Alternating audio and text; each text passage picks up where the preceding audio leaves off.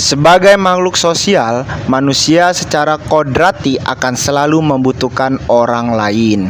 Mengenai hal tersebut, Aristoteles menyebutnya dengan sebutan zoon politiken. Sebagai makhluk sosial, manusia lahir, berkembang, dan meninggal dalam masyarakat. Setiap individu berinteraksi dengan individu lainnya. Interaksi yang dilakukan manusia senantiasa didasari aturan adat atau norma yang berlaku. Aturan yang didasarkan pada kontak sosial dalam sebuah sistem disebut hukum. Ya, hukum dalam bahasa Inggris law, dalam bahasa Belanda Recht, Jerman Recht, Italia diritto, Perancis droit, yang bermakna sama, yakni aturan. Sementara definisi tentang hukum, para sarjana hukum memiliki pengertian yang berbeda. Bahkan kurang lebih 200 tahun lalu, Immanuel Kant pernah menulis Noch suchen die Juristen eine Definition zu ihrem Begriff von Recht. Secara sederhana, pengertian tersebut menyatakan bahwa masih juga para sarjana hukum mencari suatu definisi tentang hukum. Kemudian, ini adalah ragam definisi hukum ya menurut ahli hukum. Yang pertama adalah Grotius. Hukum adalah peraturan tentang perbuatan moral yang menjamin keadilan. Yang kedua adalah Immanuel Kant. Hukum adalah keseluruhan syarat yang dengan ini kehendak bebas dari orang yang satu dapat menyesuaikan diri dengan kehendak bebas dari orang lain. Menurut hukum tentang kemerdekaan. Kemudian menurut Utrecht, hukum adalah himpunan peraturan, perintah dan larangan yang mengurus tata tertib suatu masyarakat dan harus ditaati oleh masyarakat itu. Kemudian ada lagi yang namanya Leon Duguid. Hukum adalah aturan tingkah laku para anggota masyarakat.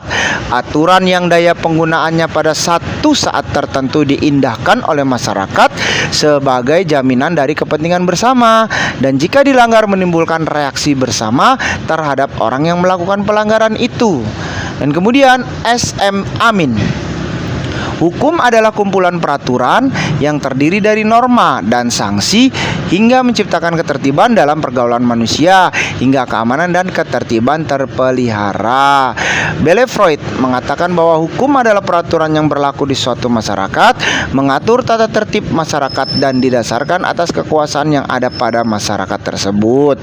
Kemudian menurut ensiklopedia, hukum merupakan rangkaian kaidah, peraturan, tata aturan baik tertulis maupun tidak tertulis yang mengatur hubungan-hubungan antara masyarakat.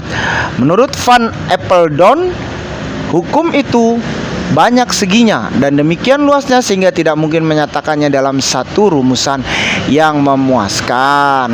Sementara menurut Carl von Savigny, hukum adalah aturan yang terbentuk melalui kebiasaan, perasaan, kerakyatan, melalui pengoperasian kekuasaan secara diam-diam. Hukum berakar pada sejarah manusia, di mana akarnya dihidupkan oleh kesadaran, keyakinan, dan kebiasaan masyarakat. Menurut John Austin, melihat hukum sebagai perangkat perintah, langsung mau tidak langsung dari pihak yang berkuasa kepada warga rakyatnya, yang merupakan masyarakat politik yang independen, di mana otoritasnya merupakan otoritas tertinggi. Dan menurut Hans Kelsen, hukum adalah suatu perintah terhadap tingkah laku manusia. Hukum adalah kaidah primer yang menetapkan sanksi-sanksi. Menurut Ahmad Ali, hukum adalah seperangkat asas-asas hukum, norma-norma hukum, dan aturan-aturan hukum yang mengatur dan menentukan mana tindakan yang dilarang dan mana yang boleh dilakukan. Dan apabila dilanggar maka ada sanksi yang bersifat eksternal.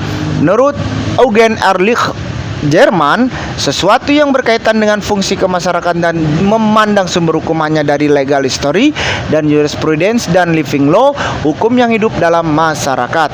Menurut Roscoe Pound, hukum itu dibedakan dalam arti pertama, hukum dalam arti sebagai tata hukum, mempunyai pokok bahasan A, hubungan antara manusia dengan individu lainnya, B, tingkah laku para individu yang mempengaruhi individu lainnya. Kedua, hukum dalam arti kumpulan dasar kesewenangan dari putusan pengadilan dan tindakan administrasi. Pandangan Roscoe Pound tergolong dalam aliran sosiologis dan realis. Nah, Kemudian ada ragam definisi hukum menurut ahli hukum. Menurut Suryono Sukamto, hukum mempunyai berbagai arti.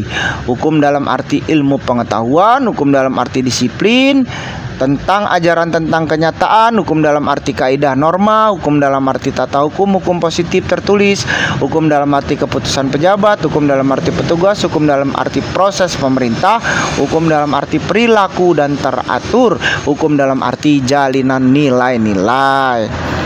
Untuk lebih memudahkan batasan atas definisi hukum, mari perhatikan unsur-unsur ciri sifat serta tujuan hukum berikut.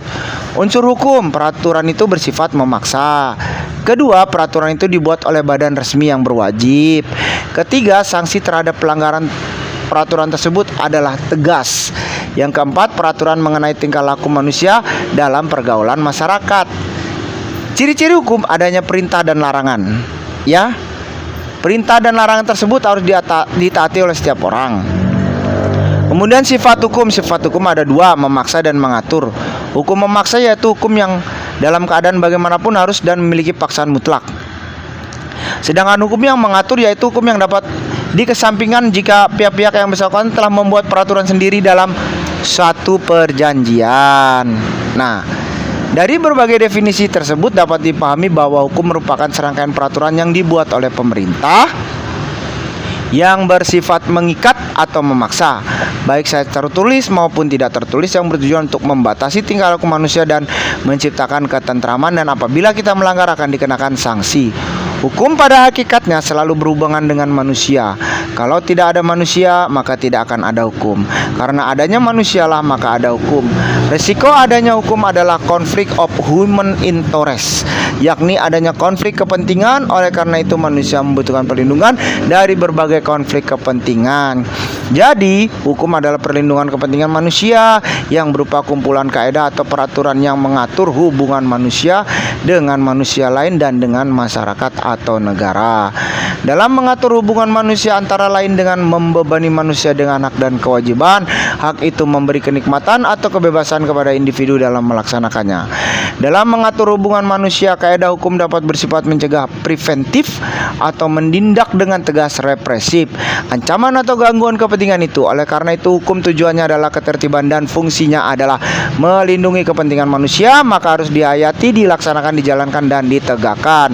Hukum harus dihayati, disadari bahwa hukum bukan hanya melindungi kepentingan satu individu saja, tetapi juga melindungi kepentingan orang lain dan masyarakat. Kesadaran hukum berarti juga kesadaran bahwa hukum harus dilaksanakan, dijalankan, ditegakkan, tidak boleh dilanggar, dan pelanggarnya harus diberi sanksi. Pelaksanaan hukum dapat terjadi secara damai, tanpa sengketa, tanpa konflik. Tapi pelaksanaan hukum dapat juga terjadi dengan paksaan, yaitu apabila terjadi pelanggaran, sengketa, atau konflik, yang berarti bahwa pelaksanaan hukum terjadi dengan penegakan hukum, dengan paksaan, dengan kekuasaan. Ini tidak berarti bahwa hukum adalah kekuasaan. Hukum bukanlah kekuasaan, tetapi hukum memerlukan kekuasaan untuk dapat dilaksanakan. Atau menegakkan hukum tanpa kekuasaan tidak ada artinya.